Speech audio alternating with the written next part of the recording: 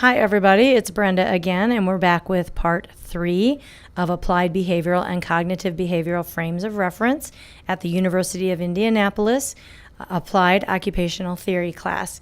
And so we're finishing up today with our cognitive behavioral frames of reference. And again, this is more than one frame at a time.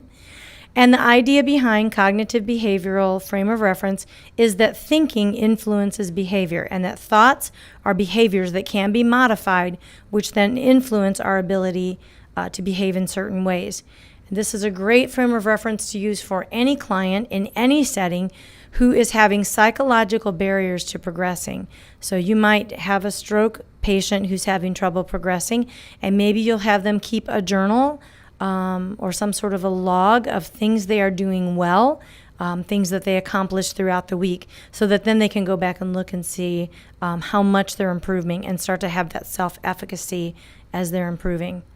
This comes out of Albert Bandura's social learning theory with the idea of observational learning. People can learn by observing, and they also learn from watching people model. So how you are modeling yourself to the client matters in this frame of reference.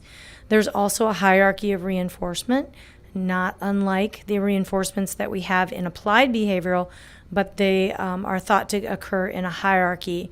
And the ultimate goal here is for some self-control and self-regulation with self-efficacy and self-awareness, and hopefully for the person to gain some insight into their behaviors. But it deals with the here and now, not delving into the past, as often might happen in a psychoanalytical frame of reference. So here is our hierarchy of reinforcement. Initially, there's external reinforcement. So that's you telling the client, good job, look what a great job you did, and providing that reinforcement to them. Then comes symbolic, where someone has this internal image of what is success or failure, and they're comparing where they're at with what that internal image of success or failure is. So our stroke patient, again, maybe is comparing their past ability to get dressed to their current ability to get dressed, and so they're not measuring up in their success because their symbolic image of what that means for success is different from the past than what they're able to produce right now. So then the next level is a social contract, where the person develops some self-control because they understand that there's social consequences that occur when they behave in certain ways. And so they can kind of in a very overt way figure out what that social contract is that you can actually, as the therapist, negotiate with them. And then the highest level of reinforcement is personal satisfaction, which is self-produced, and the person feels competent in their behaviors. So with Beck's cognitive theory, which is taken from Bandura's approach, he developed this ABC method. And A is the stimulus situation, B are the beliefs or thoughts that a person has about that situation, and C is the response to the behavior. So let's go back to our stroke patient again. Say the stimulus is getting dressed, and they're looking at the difficulty that they're having getting dressed, and their beliefs or thoughts about that is, well, this is terrible. I can't do this the way I used to do it. I don't know how I'm ever going to go out in public again. And their response to that behavior then is to be very unhappy with their performance, not feel very efficacious, and maybe not want to try so very hard.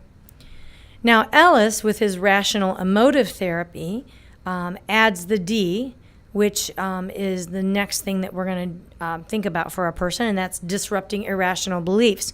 So the therapist can come in and be that external support and say, well, now look, you did this part really well, and you did that part really well, and if we just figure out how we're going to get this shirt on over your head, then you're going to be able to get dressed all the way. So we help disrupt their irrational beliefs and give them a little bit of hope that, hey, we can figure this out. And maybe we might adapt something for them a little bit, like wear a stretchy shirt instead of wearing a stiff shirt, and help them figure out that we can disrupt that irrational belief that this is no good, you're never going to be able to go out in public again, and they can start to develop that positive self-efficacy. So my friend is a clinical social worker. Her name is Jackie Lamont, and she had worked on a PowerPoint with some colleagues, and was willing to share this PowerPoint with me. And so the next few slides are taken from her perspective, which is a clinical social work perspective. And cognitive behavioral therapy often, it'll start with dealing with cognitive distortions that a person has. And so there are several different kinds of these cognitive distortions. Some of them are exaggerated beliefs. These are just awful. It shouldn't be this way. Magnifying or catastrophizing, making mountains out of molehills. So instead of considering that something is, well, that was just a bad day or a bad response, it's, oh my goodness, it's always going to be bad forever. I'm never going to become an OT, and what am I going to do about that? So making a mountain out of a molehill. And labeling is giving yourself a negative label instead of only recognizing a mistake. So that's like saying, well, I'm just stupid, instead of, well, I made a mistake. Or it's all my fault. Taking all the responsibility for negative situations instead of understanding there's probably a multitude of reasons why a negative situation occurred. All or nothing thinking. If I don't get it perfect, then it's no good at all. And then there's that whole perfectly perfect, unrealistic expectations of yourself, which goes with the black and white thinking. I'm either a total loser or a total winner. And jumping to conclusions, kind of making those assumptions like, well, my boss didn't say good morning to me this morning. She must be mad at me. I must be having I must be having a bad performance right now. What did I do wrong? Oh no. And jumping to those conclusions rather than just thinking, maybe she didn't get much sleep last night and she's just tired and didn't really pay much attention to me. And the last one is overgeneralizing, just because it happened once, assuming that it's going to happen over and over again. Now, there are many types of applied behavioral. There can be many types of cognitive behavioral therapy. One is called eye movement desensitization and reprocessing, which is, as I understand it, a type of therapy where you actually have the person move their eyes rhythmically while they're talking, and somehow by doing so, it reduces the vividness of the traumatic event. And I've been told that this really works well with people. It would be something that you would need more training on to do, but I just want you to be aware of what it is so that if you ever hear about it in practice, you know what it is. Prolonged exposure is when you're exposing someone to the trauma-inducing events, but using relaxation techniques to reduce anxiety. So this is like the person who's afraid to fly, and you're trying to get them used to flying again by prolonging their exposure. Or the people that are afraid of germs, and you have them stick their hands in the toilet to understand they're not going to die if that happens to them. Then there's trauma-focused therapy, which uses cognitive restructuring and exposure therapy to help shift behaviors that are maintaining the post-traumatic stress. And then there are mindfulness-based, and many of the mindfulness-based are things that we as occupational therapists would use, such as relaxation ways to change thought patterns. Now, here are some common disorders that can be treated with cognitive behavioral therapy. Addictions, mild depression and anxiety, eating disorders, relationship disorders, and personality disorders. Now, people have to have a significant amount of buy-in in order for cognitive behavioral therapy to work. So one of the weaknesses of CBT is that the commitment of the patients has to be high, and if it's not, it's probably not going to be successful.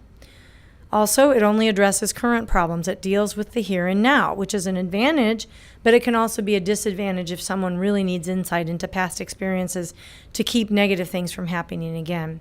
It's also highly structured. So someone who has concurrent illnesses, either physical or cognitive or mental health issues that has to deal with the multiple issues at once may have trouble dealing with cognitive behavioral therapy and being consistent enough with it. So in occupational therapy, we have a number of types of assessments that we already use that are in this cognitive behavioral realm of things, such as role checklist, which is out of the Model of Human Occupation, the Mini Mental Status, Beck's Depression Scale, Stress Management Questionnaire, Life Satisfaction Surveys. Allen Cognitive levels can even be considered in this realm of things, although we're going to be talking about that in their own right. The Bay Area Functional Performance Evaluation, which talks about engagements and occupations, and the KELS, and the Barthel, which I believe you get exposed to in your OT process class. Again, not asking you to memorize or know how to do these for this particular class, just making the link for you between what you're learning here and what you're learning in process class. Now, here are some of the intervention techniques that are used in cognitive behavioral therapy. We are not going to spend so much time on them in this lecture, but we're going to spend more time with them when you come to lab on Thursday. So we will spend time with those at that point in time. And here are some of the types of groups and other interventions that occur as well. Again, we will spend time going over these when we're in lab, but I wanted you to be aware of what they were and just see them here on the PowerPoint for now. And in summary, applied behavioral is all about modifying behaviors and facilitating desired behaviors, extinguishing maladaptive behaviors, and learning new occupational skills in the here and now. And cognitive behavioral focus looks at using useful techniques for self-management that addresses the thoughts that are causing barriers to occupational performance. So how about you? Have you used any cognitive behavioral techniques on yourself? And with who might you use this same technique for intervention? So think about a time when you might have used thought stopping, or you might have used journaling, or you might have used self-reinforcement to get yourself to do something that you wanted to do. And think about a client that same technique might work with. If you're having trouble coming up with ideas, go ahead and look at your textbook again and skim through those different cognitive behavioral techniques that we're going to spend more time in lab, and see if you can pick one and discuss it on the forum. Thanks a lot, and I'll see you in lab on Thursday.